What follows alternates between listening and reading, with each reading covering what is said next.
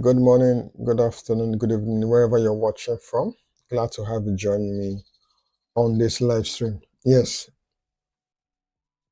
So in this on this very platform, we replicate designs, right? Previous project I've worked on. Okay, I usually take you behind the scenes to see some of my workflow, right? To see how I started this, from how I took the project from start to finish, right? So that's the essence of this project. This live stream, right? So you get to see everything I worked on and how I was able to achieve it from start to finish, right? So I'm going to take you to my screen. Yes, I'll take you straight to my screen so that you see what we'll be working on today. All right, so this is the project we'll be working on today. This birthday fly I did for a client of mine a few weeks ago. Yeah, so this is the exact project we'll be working on today. So this is the exact project. Yeah, so this is the project we'll be working on today. Good. So I'm going to show you how I was able to achieve this step by step. The first thing, okay, and these are the resources and I will be using. Right, so I'm just going to zoom into my screen so you see it clearly.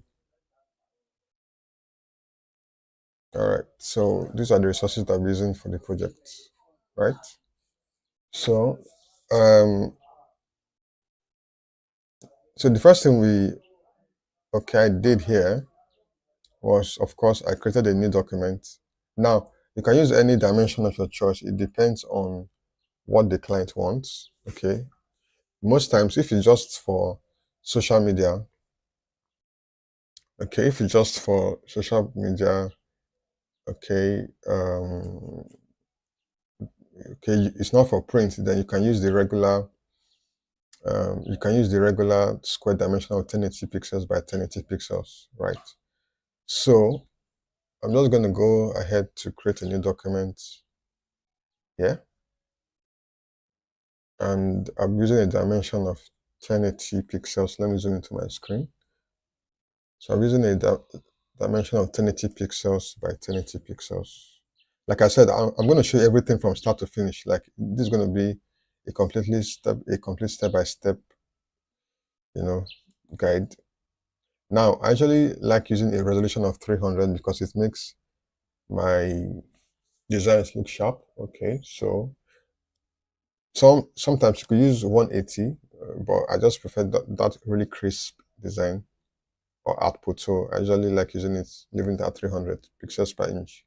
Then your color mode, if it's a print design, you use CMYK mode. Okay, it's not showing me the CMYK mode because this option is checked, the artboard option is checked, right?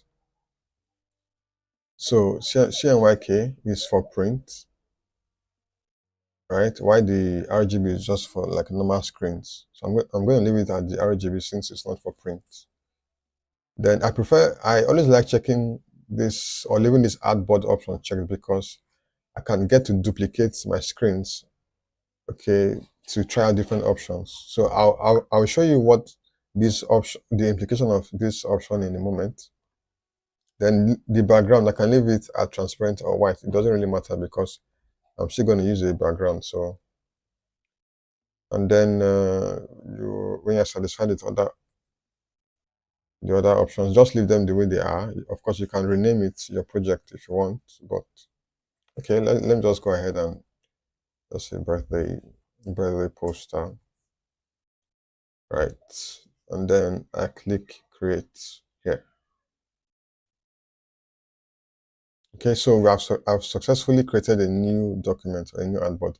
Now, but let's use the same artboard. Okay, let's work on the same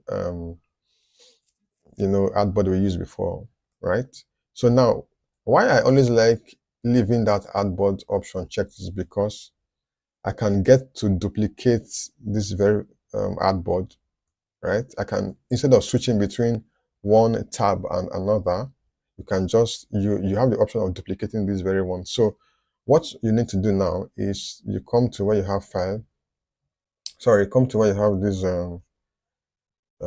icon just here. You click and then you say add board to, right? So it's going to duplicate your, now you see that you have different, like this plus icon around this very one, right? So what all you need to do now is just to click on this plus icon to duplicate it, right? Or to create a new add board. Okay, sorry about that. Then you can drop your add board too, right? So as you can see now, we have two add boards on my screen, so I don't have to switch between going from one tab to another. So that's the beauty of ensuring that add board option is checked whenever you are creating a new project. And I think that option is only available for Photoshop, I think 2020 and above, right? Okay, now the next thing, it's always advisable to rename your layers. So I'm going to, like, if I zoom in here now, you see that I have artboard 1 and artboard copy, right? So it's always advisable because sometimes when you're working on a very large project, sometimes you get yourself confused if you don't name your layers or your artboard properly. So what you need to do now is to name your artboard. So I'm going to come here. Okay, I can also do it from here. So I'm going to copy, I can just say birthday design 1, right? And I can just, okay, zoom in. Let me drop my artboard too. And I can call this birthday. These are the assets I used, right?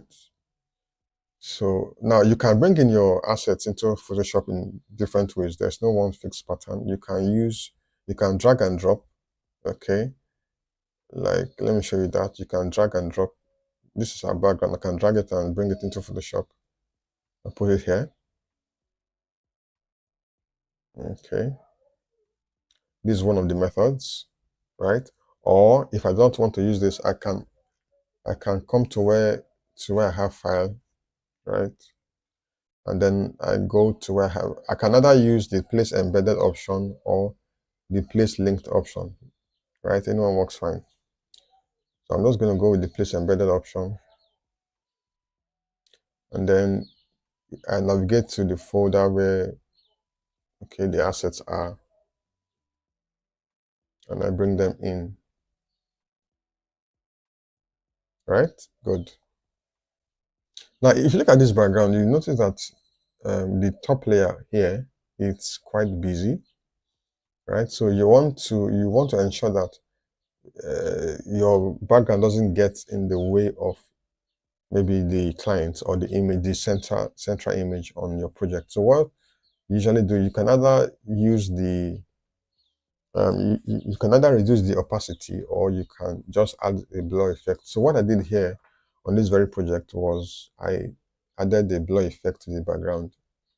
So I'm going to come to the layer, the artboard layer, right?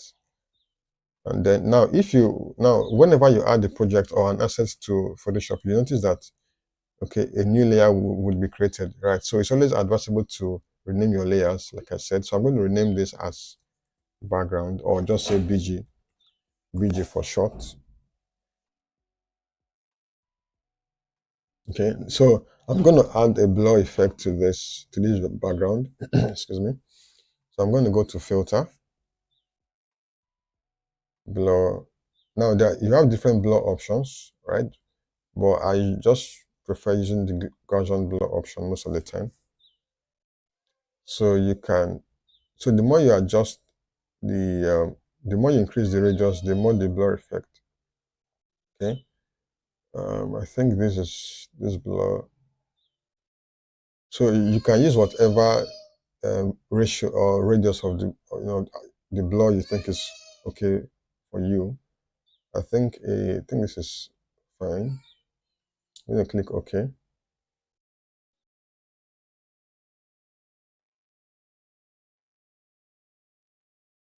Okay, let me just expand it. Okay. Okay, so we successfully added the blur effect to this now. Right?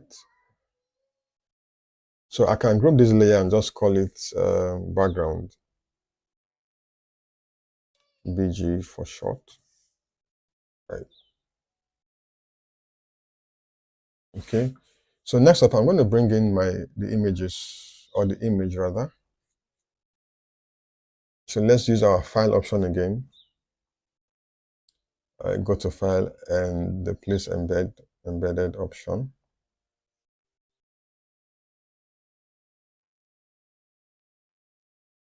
Okay, I'm going to double click to bring this in. All right. Now, if you notice, our image is dark, okay, and it's almost hiding right in the background. So what we need to do is to add some exposure to our image. Okay, first of all, you zoom out like so, and then hit enter. So I'm going to add, I'm going to increase the brightness a bit. So all I need to do, now you can either come to, okay, let me just show you a shortcut to get this done. Select the layer you want to, which is the image layer now, right here. Ouch. So select the layer right here. So this is the image layer. I can just rename this and call it image, right? Now, okay, zoom out. So all I need to do is to press Ctrl M on my shortcut on my keyboard. So it's going to bring me the curve layer. Ctrl M. Oh, what was that? Sorry about that. Okay, Control. What's that again? Ctrl M. Okay, Ctrl M should bring that for me. Right. So now you now, and then you can click any part on the cover. Most times you usually click the middle right here, and then you drag. So as you see that as I increase the curve, the image gets a little brightened, right?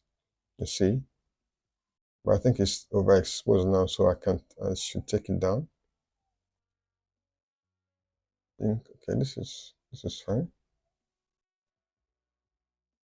So as you adjust it, you see, you observe the change if it's, and so that you don't end up with an overexposed image.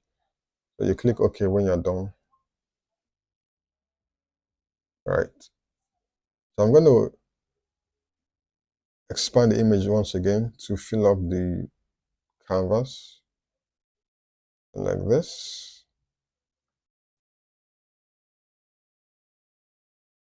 Now, if you notice what we have here on the first design, you notice that this image here is faded smoothly into the background, right? So in order to achieve that effect, okay, before I go on, let me just group this. Let me group it and call it the image layer. Okay, let me call this image. Right. So you can see, sorry, let me go back there. So you can see that my layers are put in folders and they are properly named, right? So I can, at a glance, just tell what assets are inside a particular folder, right? So let me zoom out again. All right. Now, I'm going to fade the image smoothly into the background, right? So I'm going to go back to the image layer here. And then I would, now, I'm going to come down here. I'm going to come down now, okay. Now you see that, sorry about that. Now you see that here it says add layer mask, right? So I'm going to click to add a layer mask. So what the layer mask does is it's like it creates another layer above, okay, the asset you want to work on, right? Now, next up, I come to the color picker, the color tab right here, the foreground and the background color. Yeah. So as you can see here, the foreground color is the active color, right? So what I want to do is I want to set it to a black and white, which is now there's a little tip you need to know. Black color, or let's just say black hides white reveals, right? So that's something, it's like a mantra, you know, for designers. Black color hides, white reveals. So I want to hide the part of this, like to fade it into the background. So it's like I want to hide that part of the image. So I need to set the foreground color to black. Then, which I've done now, right? Now let's assume your colors are in any other color, right? Let's just select any color. Let's assume your foreground color is set to any color. Zoom out. Let's assume your foreground color is set to, okay, let's say blue. Now, you can, if you want to reset it, all you need to do is to click this arrow, right? The icon, the black and white icon there, and it will reset it to black and white, right? So the next step, I'm going to take my brush tool. I can just press the letter B on the keyboard. Now, you see that your cursor changes to like a warning sign. Now, if it shows you this, right, it means that the image, you need to convert the image to, okay, it showed me a warning sign. What?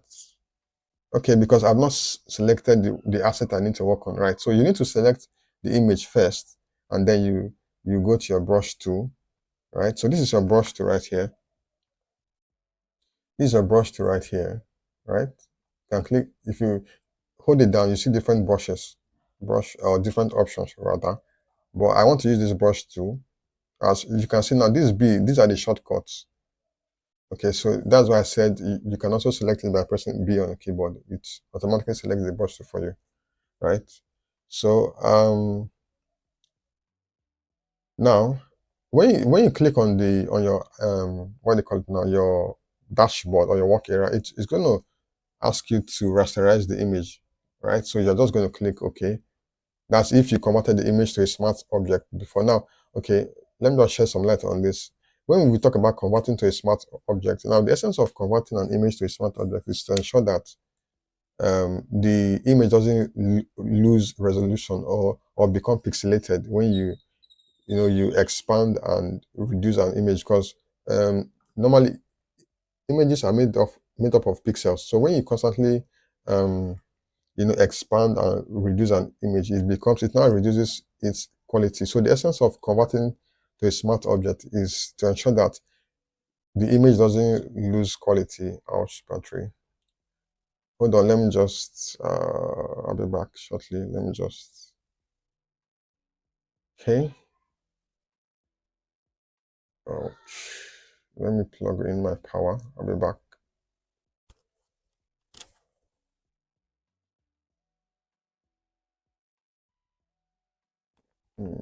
Plug in my power source. Battery is low. Okay, hold on a second.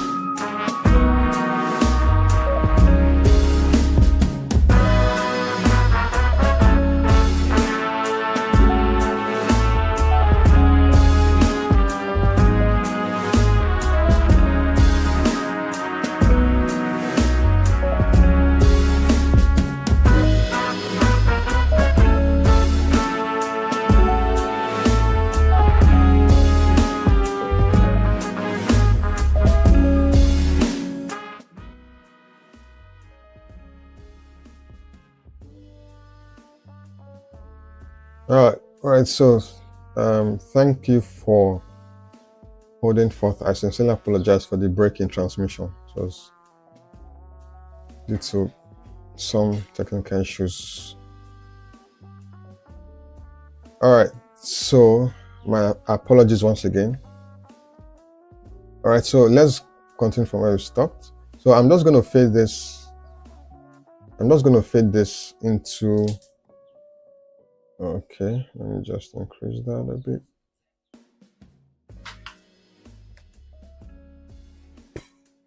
All right, so I'm going to fade the image slowly. Now, you notice something. It's painting a black, is it a shadow? Right, a black shadow over our image, which we don't want that. So I'm going to undo that by pressing Ctrl Z. Now, why it's giving us this vibe is because of the fact that we didn't select the layer mask. If you look at this now, you see that this white box we're seeing is the layer mask option which we just created. Now that layer mask option needs to be selected for the effect we want to achieve to be applied, right? So I'm going to undo, Ctrl Z. Now we have our image back to how it used to be. So let's go back to the layer mask. Now I'm going to select the layer mask, right? So what it means is that now when you select the layer mask, what you're trying to tell the your software is, I want to work on the layer, not on the image, right? Now take note. Okay, let me zoom out a bit so you see clearly. Now you see that this layer is still selected, or our foreground color is still set to black, right? So that's very, very key. Now, so I'm going to start. Okay, let's go back again. So I'm going to, now you can reduce, if the size of your brush is too big, you can reduce it by pressing the left bracket key on your keyboard, right? I'm just going to reduce the brush a bit. So you see that as I press the right bracket key, the brush increases. As I press the left bracket key, it reduces, right? So you can just make it medium. Now you see that as I brush off, you see it gives that smooth effect, which is very similar to what we have here. So the image slowly fades into the background. So let's say I overbrush, or let's say you made a mistake and you maybe took out too much, a lot of the image. You can, let's say you've gone too far that Ctrl Z cannot take you back to the exact spot, because sometimes when you're working, you may have done so many changes that you cannot undo them using the regular Ctrl Z. So all you need to do is not to panic, right? So you should just come to your foreground and background color option right here. Now, if you take your mind back, I said black color hides, white color reveals, right? So it's like saying if overhide is the right word to use, but I'm sure you understand what I'm trying to say. So it's like you took out too much part of the image and then you want to bring it back. So all you need to do is to click this arrow. You see this arrow right here? Click it. So it's like it swaps the color options. It takes the white color to the front and takes the black color to the background. Now recall that is whatever color that is active here, whatever color that is at the foreground is the active color, right? So what it means is that white color is now active and the black color is now inactive.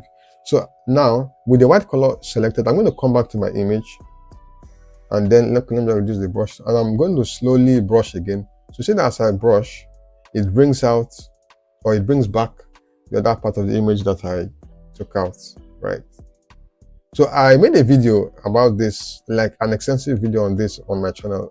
Maybe I'll leave that link in the comment section after this live stream. Right, so I think this, let's go back, let's undo. Let me take the foreground and just brush off, increase my brush to something like this. I think this is fine. Now whenever you are finished working on a tool or working with a tool, it's always good to drop it. You can either click your move tool here, which is the first tool here, to drop whatever tool that's active, because as you see now, this brush tool is still active. So if I may click on something now and it may take it may destroy whatever I'm working on. So you need to go and always drop your tools after working. Now there's a shortcut to do this if you don't want to be going to this toolbox every time. Just press V on your keyboard and then it drops. Now you see that my cursor has reset to the regular cursor, right? So you can either press V on your keyboard to drop your tool or come to the icon right here. Okay, so next up, I'm going to add, now if you look at this image here, we have two backgrounds. This is like a rose flower background and the regular background. So I'm going to bring that in, right? So let me use the drag and drop option this time around, which is this one. So I'm going to drag it into Photoshop. Yes, like this. So like I said, it's going to be a step-by-step. So I'm just showing literally everything that what you usually see when we, okay, I think, right. So as you can see now, so I'm just going to rotate it something like this, and I'm going to drag it in here. So now you see that the edges are rough, right? So we're going to use the same principle we used earlier for the other image, right? To give it that smooth effect, smoothing effect which we have here, which we achieved here. So we are going to, okay, before I do that, let me drag this into my background group. So just observe what I'm doing carefully. Now you see that I am putting all the assets that are similar inside one folder. If you recall, I created the folder and I named the background. So all the assets that I use for my background, they are usually in one folder, right? So I am now going to create a layer mask just as we did before over this one. Sorry, not that. Create a layer mask. Now, you always select the asset you want to create a layer mask on first before you create your layer mask, right? And then you take your brush tool again by pressing B. Ensure your foreground color is set to black, right? And then you just brush off parts of the image you want to take out.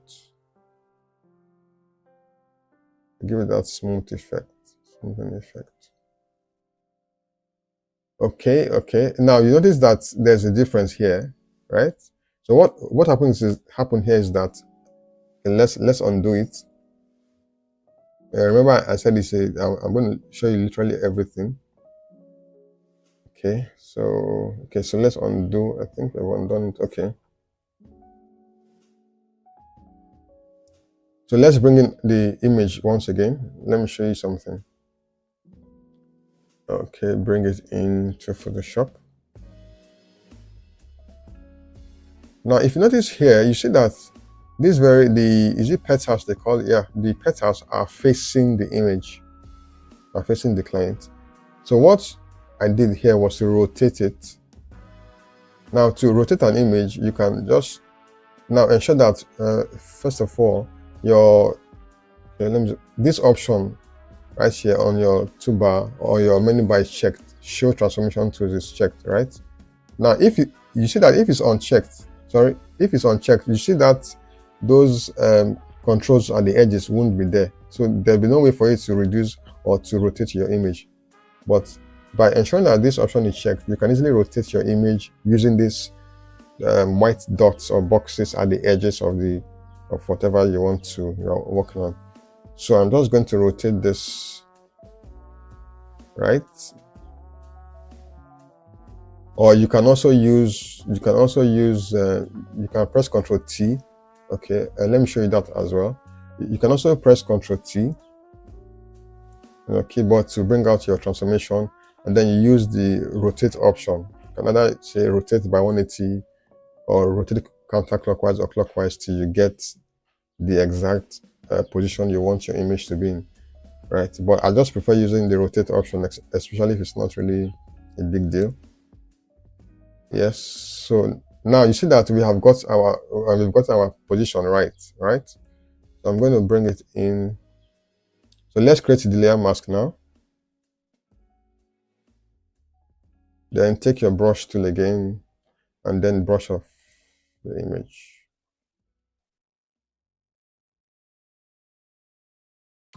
So you see that it has kind of blended with the background, right? So I can press V to drop my tool.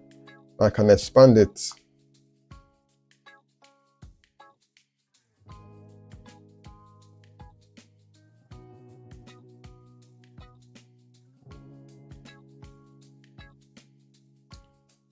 So what I did next was to now fade it. I faded it slightly into the background. You come to where you have your opacity. Okay, that's under your layers. You know we have different tabs here, path, layers, and other. So ensure that you are under the layer tab, right? And then you reduce, come to where you have opacity. Always, first of all, ensure that the layer you want to work on is always selected. Don't select the another layer and then, okay, you might end up just doing something wrong. So ensure that the layer you want to work on is selected first.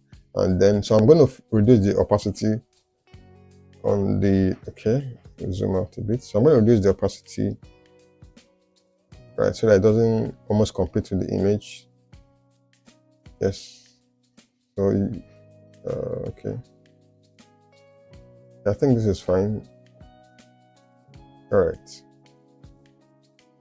So next up, I think we can start adding our texts, right?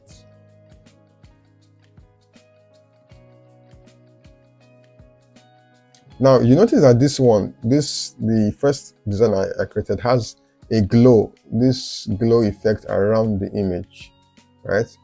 So don't worry, I'll show you how to achieve that at the end of the video or before the end of the video, right? So let's start adding our text.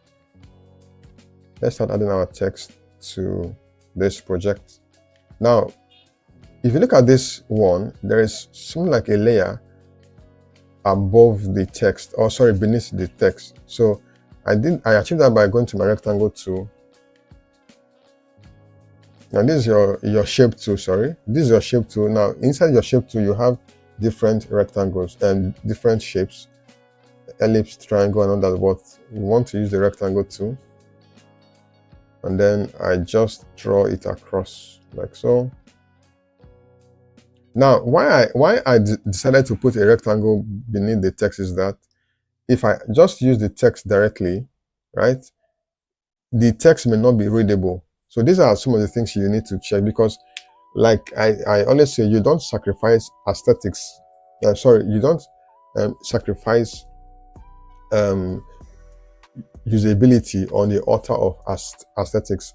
Yes, so a design is only useful when it passes the information intended by the designer or by the person who gave you the project to work on. So if your design is so aesthetically pleasing but it doesn't convey the right message, then it's absolutely useless, right? So ensure that your project is very, very legible. People can read what see clearly what you've done. So now I'm going to change the color of this rectangle. I don't want to use a black, right? I want to use a color similar to the background, right? So I'm going to come to my properties bar here. This is where you have your property bar. Now this property shows you the property of anything you've selected. It shows you the width, the height, and all that, the color. So as you can see here now, the color of this rectangle is black, and that's what it's showing me right here under appearance, the appearance tab. So I'm going to ensure that it doesn't have a stroke. Now a stroke is okay. Let me just show you what I'm talking about. Let me give it a white stroke. Okay, come to pixels. Now you see that a stroke is the edges, what you see at the edges. I don't want it to have a stroke, right? So all I need to do is to come under stroke, and I'm going to select this icon. This icon means no color option, right? And then I'm going to take under fill. Now fill is the the color on the shape or on the asset itself. So I don't want a black, I want something, a color similar, okay, to the background, right? So I'm going to click the fill tool, and then, okay, let me zoom out. I'm going to click the fill tool. Now it gives me something like a color picker, yeah, right? So I'm going to click the color picker option. Okay, let's go again. I'm going to click the color picker option. Now it would give you an eyedropper tool. Okay, this tool you are seeing now that look like, you know, a pencil or something. It's called an eyedropper tool. Now you can use this tool to sample colors from anywhere, right? So I can sample colors from inside here or from any part of this other design. So I want, or from the background itself, or even from the image, right? So I want something. Now you see that as I sample colors, now watch this very part. As you sample colors here, watch this very part here, this very part here. As you sample colors, you see that it shows you what the end product would look like. So, okay, right? You see. So I want something similar to the background. So I'm just going to take sample color from the background, right? And then you can also adjust the hue. Let's say you want a darker form of it. Just adjust it. You can also adjust it, right? So, and then you click OK.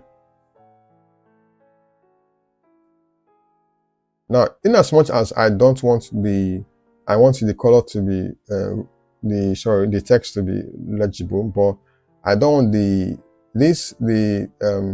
appearance of this rectangle is, I think it's too kind of distracting. So I want to fade the rectangle a bit. All I need to do, once again, come to my opacity to the opacity tab under layers right here, and then I'll reduce the opacity a bit. Yes,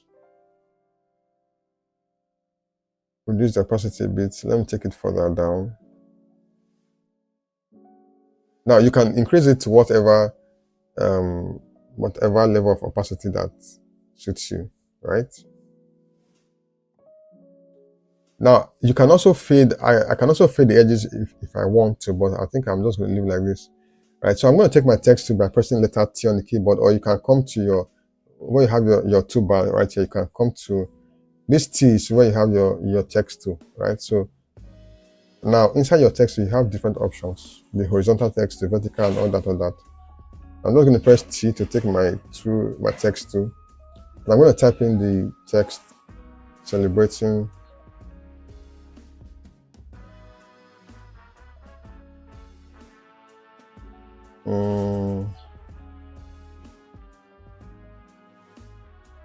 celebrating the Queen, and then I'm going to change the color. Now you see that when your text tool is active, you see here you can either see the properties of your text either from the top here. Now you see that I'm using the text or the font Montserrat, right? And the typeface is bold italics. So if I want to change the font, let me zoom out. So if I want to change the font of this, I just come here and select. Now you notice that as you scroll through the list of fonts you have, you see that it starts changing here. It gives you a preview of what you expect, right?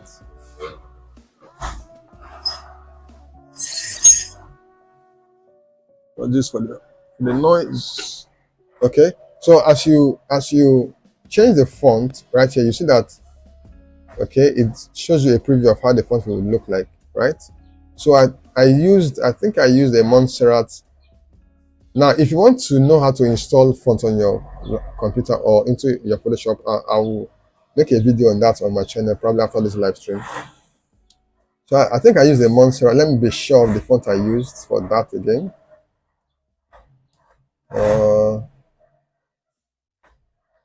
Let's see the font I used. To be sure. Okay, I think it's a Montserrat font I used for that, so I'm not going to use the same font for this, right? So I'm going to drag it into just above the rectangle. Of course, you see that it's not legible enough, right? at least at a glance, somebody should have a glimpse of what is on your project. So I'm going to change this color. So I'm going to change this color to white. Select the text once again, or I can just come to my under my layers. You see the text, right? You see the text.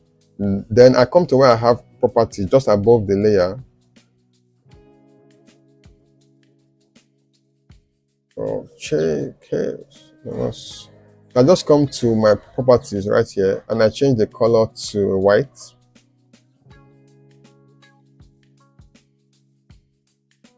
Right? So now you see that this other one, the text is spaced out. There's space between each of the characters, right? So how to achieve that? You come to where you under your properties tab right here. You can see you come to this option called tracking. Now tracking gives puts spaces between the characters, okay, in your font or whatever you type on your design. So I can give it a number, okay, or I can just come here and click the drop down arrow and adjust to. But if you use the drop down arrow, it has a limit of 200, right? But if I select 200, you can see that it's still okay. Ouch! You can see that it doesn't still give me the effect I want, right? So all I need to do is to come back and input a number, right? So I'm going to try 700 and hit enter. Let's see if it will give me what I want. Okay, let's see. So I'm going to reduce it to fill up the space and see.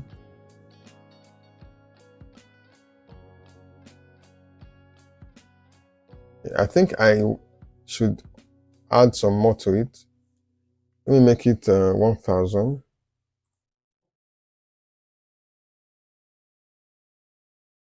Okay. Let me make it 1200. I think it can be better than that. 1200. Okay. Then I think let me use a regular or a semi-bold. Okay. Yes. So under your properties bar, you're going to see a lot of things you can change. So you just play around it and see what you can come up with. Okay, so I think we have been able to achieve that. So I can just group it and call it, I can group this layer and call it, let me just say top text layer. Or I can just say TTL. Okay, so next up, I'm going to add this, the date here, 23rd of June 2025, right? I'm going to add this date here. So you're going to, once again, let's go to our shape tool. So I'm sure by now you're getting a dig of how this whole thing works, right? So now I'm going to draw rectangles. Now you can hold your shift key, give that smooth. When drawing your shapes, always use your shape, hold your shift key to ensure that you have a proportional shape, right? I'm going to drop my tool, and then now if you look at this very one here, you see that this one has rounded edges, but the one we just, okay, let me zoom out. Okay, but the one we just drew now, the edges are very sharp, right? So I'm going to show you how to get a rounded rectangle. Okay, you can also take a rounded rectangle. Okay, it's no longer in this version. Okay, there's a particular version of Photoshop that gives you rounded rectangle, but I think it's no longer in, or it's not in my version. But anyway, you can still achieve that by, now after drawing your shape, yeah, under your properties bar, you come to ensure it has no stroke. Now you have this icon, this option here that shows you, now these are the 4 edges of the rectangle. You can see that it shows you the 4 edges, and ensure this option is checked, right? So all you need to do is to give it, I can just let's give it 10 pixels. 10 pixels. So you see that the edges have, okay, let me zoom out. So you see that we now have that rounded rectangle, right? Good. So I'm going to change it to a brown color. I don't want a black color. I'm going to give it a brown color. So once again, come to your fill and then pick a color.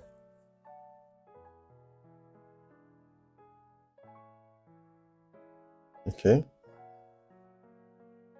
I'm also going to reduce the opacity. I don't want it to be too contrasting. I can reduce the opacity a bit. Okay. Okay, right. Now I'm going to duplicate it so that I don't start creating the layers all over again. Okay, creating the shapes all over again. All I need to do is just to duplicate my image. I hold my Alt key. Now when you hold your Alt key, you see that, okay, sorry, let me zoom out. Now when you hold your Alt key, you see that your cursor becomes double. That's telling you that, okay, duplicate. So you hold your Alt key. Okay, let's go again. You hold your Alt key and then click and drag. Ouch. Okay, so you hold your Alt key and then you hold the Alt key, click and drag it. Click and drag. So you see we have duplicated. I can hold it again, click and drag. Hold it again, click and drag. Okay. I can hold it again, click and drag. So the more you, so you can duplicate your assets using that. That's a very quick way to duplicate, or you can just press Ctrl J, right? So we need just 3 boxes, right? So I can take it up here.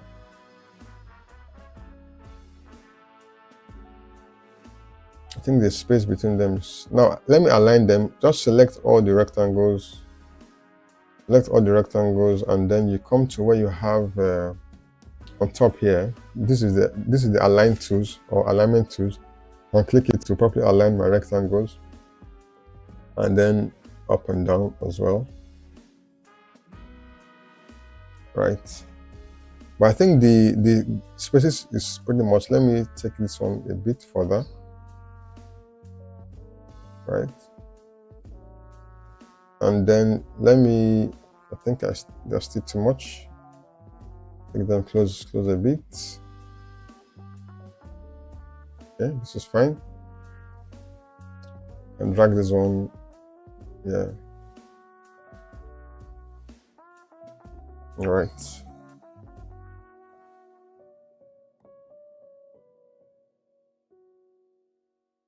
Okay, so I'm going to group them, Ctrl G, right? And I call it rectangles, or I think it's the date. So let me just call it date.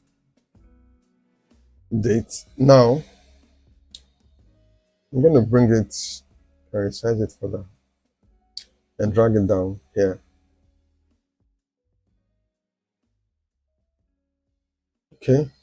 Now I'm going to change the color of this one. Once again, you already get how that is done, and then you reduce the opacity.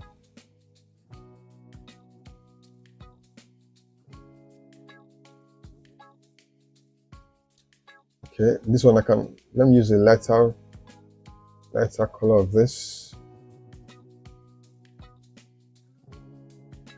So you can just play around the color. Now, the essence of using colors that match is that you don't want to be, okay, have too many colors, right? You don't want to use a blue. Okay, let's try something. Use a blue here. I mean, nothing connects this project to blue, right? So it will look, or you come here and use green. I mean, it will be, your project will be distorted, right? So you tend to use colors that match either with the background or with something, okay, that contrasts properly with the background, or with maybe something or the clothes that the central image is wearing, right? So let me just undo that, right?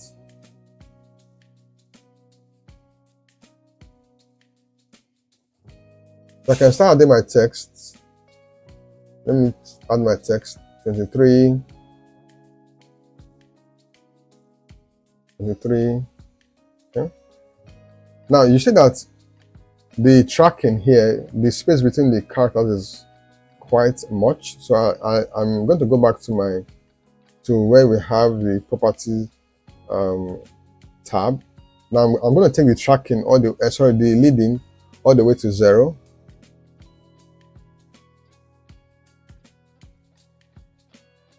Right? And then I'm going to take it all the way here. Reduce it.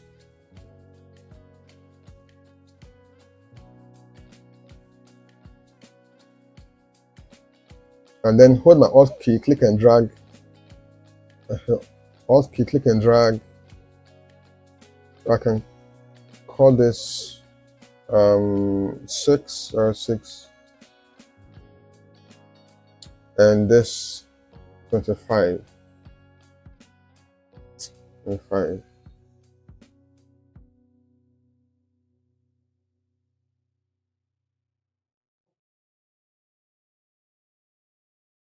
Right?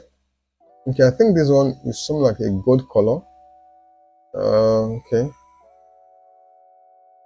Then let me give it a shadow. Now, the essence of, okay, let me just explain this. Now, if you look at this, white on yellow, sometimes you don't get to see it clearly, as you can see here. So I'm going to give this a brown color, give this particular white text a brown color. Same color from the background or something, or a darker form of it. Right, good. So as you see now, it's pretty legible.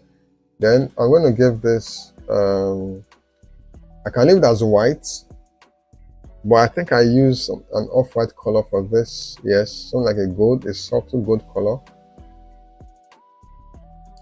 And then click OK. Yes, so just play around it and see what works for you. Right? Now, I'm going to take my rectangle tool once again. Okay, I'm going to bring this into the rectangle folder, the date folder, sorry, right? And then I'm going to take my rectangle tool once again, come to my shape tool, and then draw a rectangle just above it. This. I'm going to give it a no fill and a white stroke.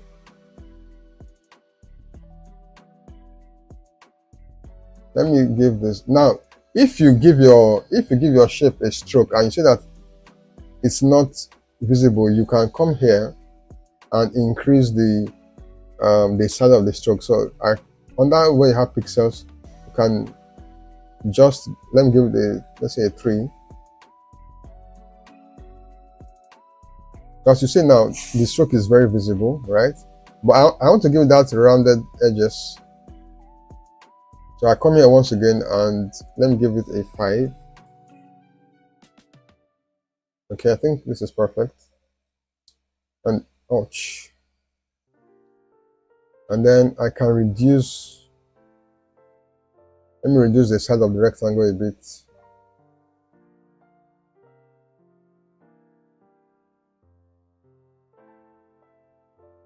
Okay, this is fine. You can also reduce it. It depends on what you want to do.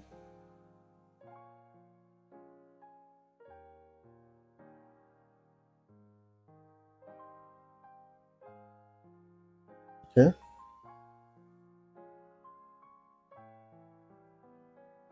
So I can, let me bring this into the layer. Okay.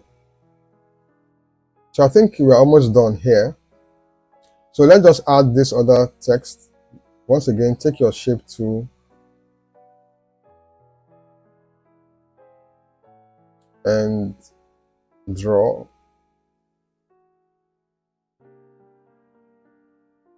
Give it a, let me give it a, I think I use a wine color, something, a red color. Okay, red color for this one.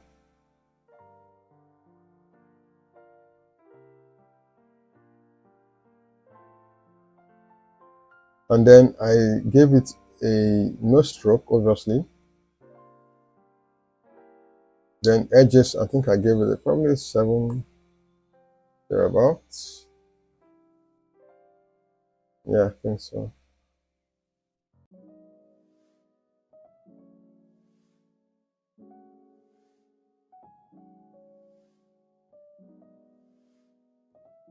Okay. I think I use a much brighter red color for that one. Okay.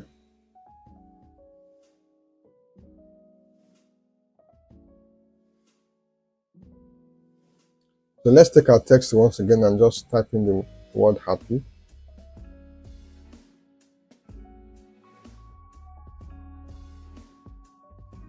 I think, what font did I use for this?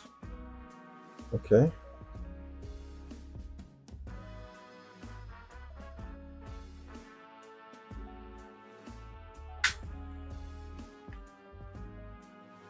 Okay, I think I used okay.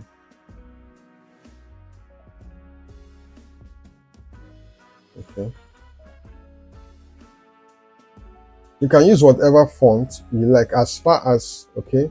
Now, okay, there is a science to using font whenever you are working on a project. If you don't want to use a random font, at least limit your fonts to maybe two, at least two. Highest, you can use 3 fonts, but most of the time, 2 fonts is okay. There are times I just use 1 font throughout. Okay, like if you look at this design here now, you see I used just 2 fonts. I used a Montserrat and I think a cursive font. So just two fonts I use. You don't want to start using random fonts on your projects, right? So I can, let's say, I think I use this font I use for the other one should be, I think, a Century Gothic font. Let me confirm that. So you come to your properties panel here. I think I use a Century Gothic for this. Yes, I think that's, yeah, that's it. That's the one I used. Good. So I'm going to just duplicate this, alt click and drag it down. Change it to a black color.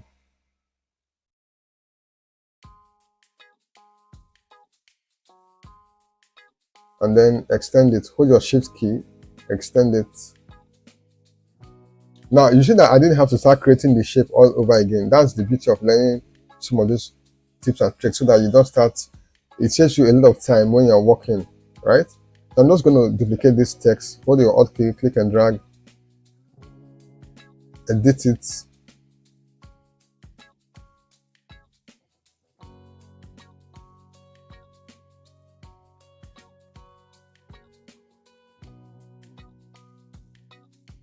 Edit it, right?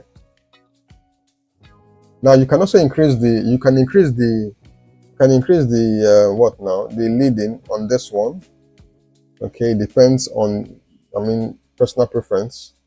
Okay, you select the text and then you come to under your properties here. Let me just give it a leading of 25 or 30 or 50. Okay, can reduce this, right? So just play around it. And you know, one thing about design is, yes, we have principles, okay, guiding, but you can just be flexible. As long as you don't violate any of the principles of design, you are good to go, right? So it's all about creativity. Okay, so next up, I added this text, yeah, the name of the client. So I'm take my text once again and type the name,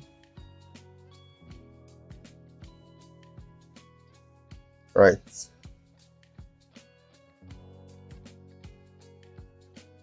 Now you can change the attributes of your font from 2 points, right? You can either use, okay, just above your menu bar, okay, Ouch, let me see this. Now, just above your menu bar, you can see that it shows you the name of the font, the style, and the size, and all that. So you can change your font from here, or you can also come under your property bar right here. So it depends on which one works for you. But I just prefer using the property bar, right? So I think I used I think Betty Leaves. So this is the font I use for this, Betty Leaves or Betty Lavia, yeah, right. So I'll show you how to download and install fonts, maybe in another video or just after this live, right? So you can expand it.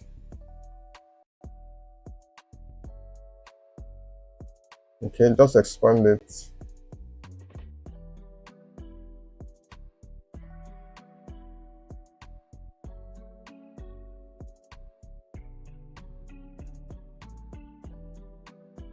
Okay.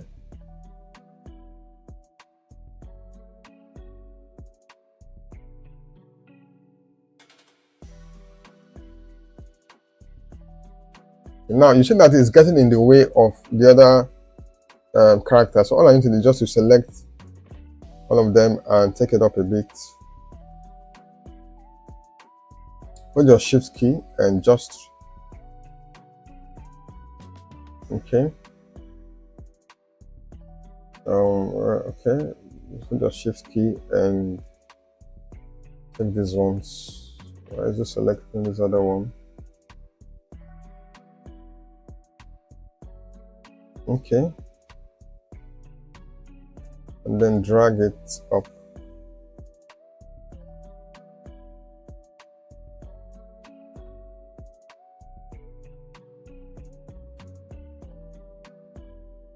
All right.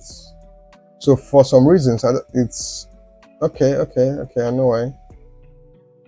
Okay. So just expand it.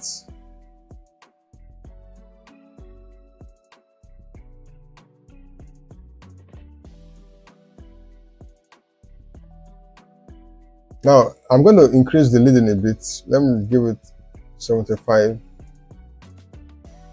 Right. Now if you look at this one, you see that it has this bold appeal. You see that it has this very bold appeal. That's because I added a drop shadow effect to this one. Right. So we're going to do the same effect.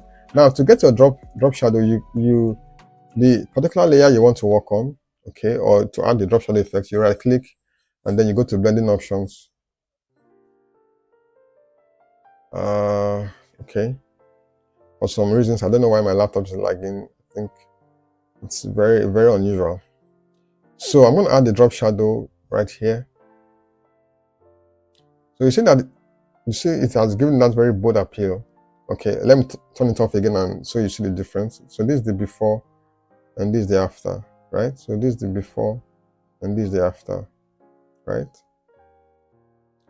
And then I'm going to click OK. Good.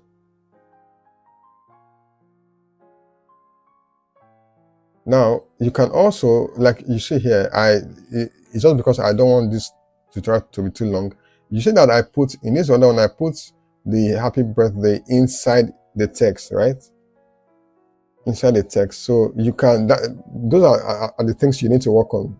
Okay, know how to properly align and position your assets, right? So okay, let me just show you. Let me see if I can do that. I didn't want this to be too long, but okay, since we're already here, let me just show you how I did that. All you need to do is to select all the assets there,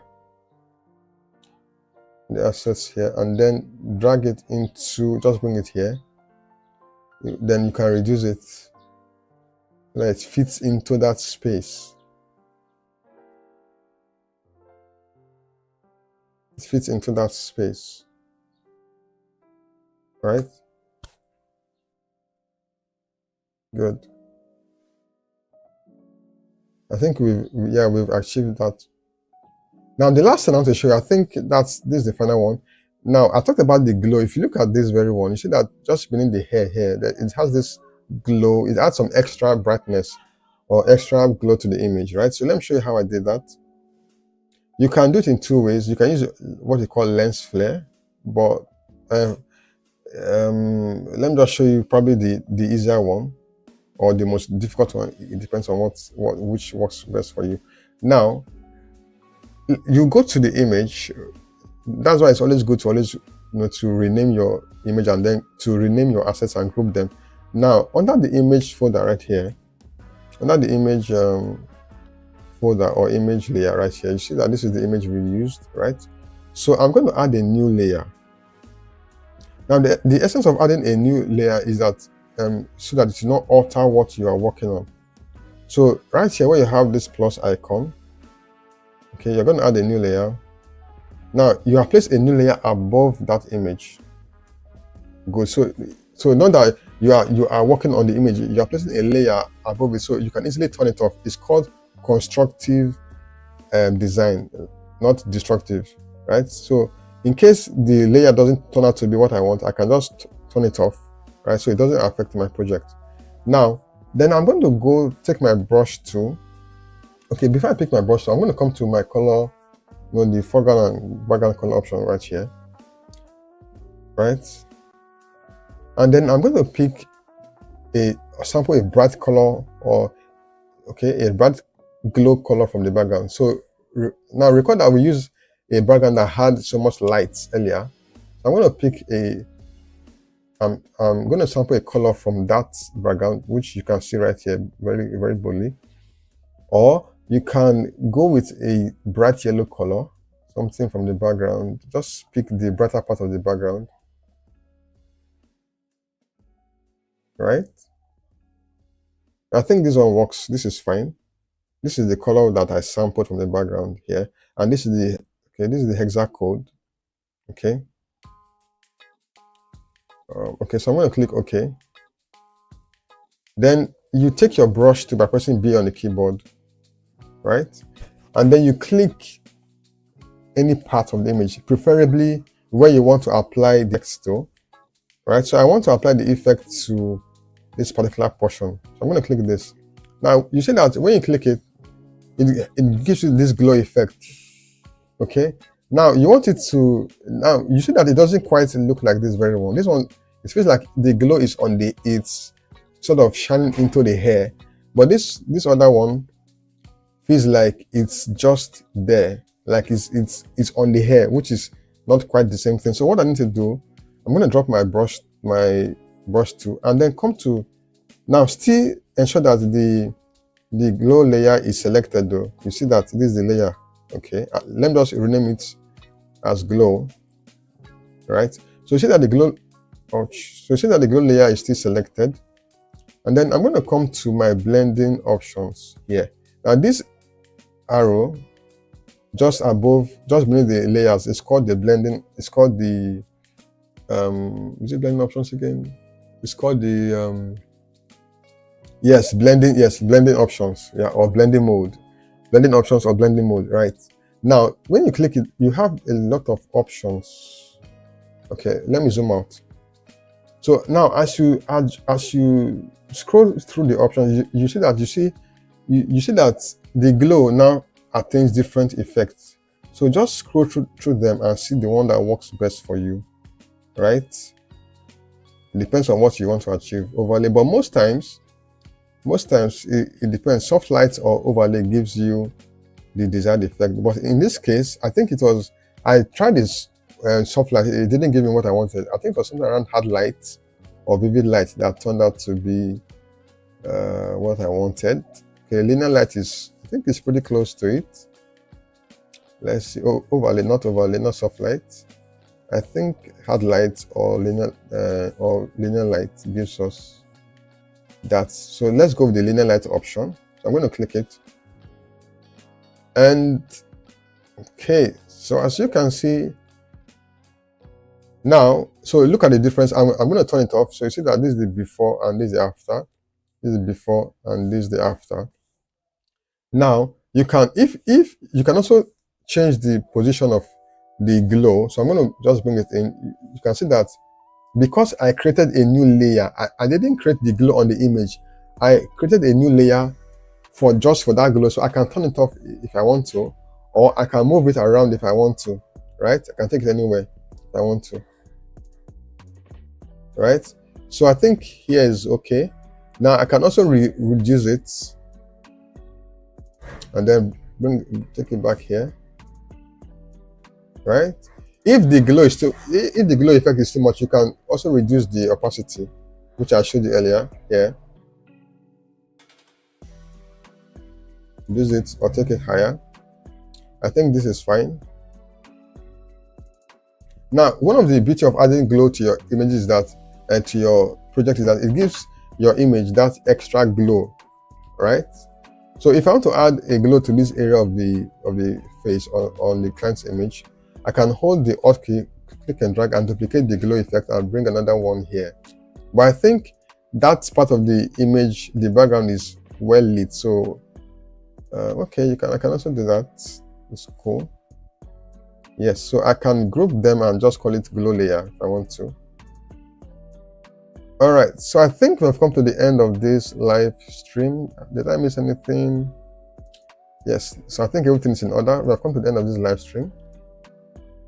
So if you have any questions, you can leave them in the comment section, or if you have any video idea you want us to work on next for the next live stream, next Saturday, you can drop it in the comment section as well. All right, so I think I've come to the end of this live stream. Hope you found this useful. If you did, please, of course, like and subscribe to my channel, because I make these videos every week, every Saturday. So so much later in the day, around 8 p.m. West African time, we are going to be live again, where I'll be showing you where we'll be working on another project. That platform will be Design with the Designer. That will be coming up at 8 p.m. West African time. All right. So thanks for watching. If you found this useful, please like, share, and subscribe. So see you by 8 p.m. West African time. Bye for now.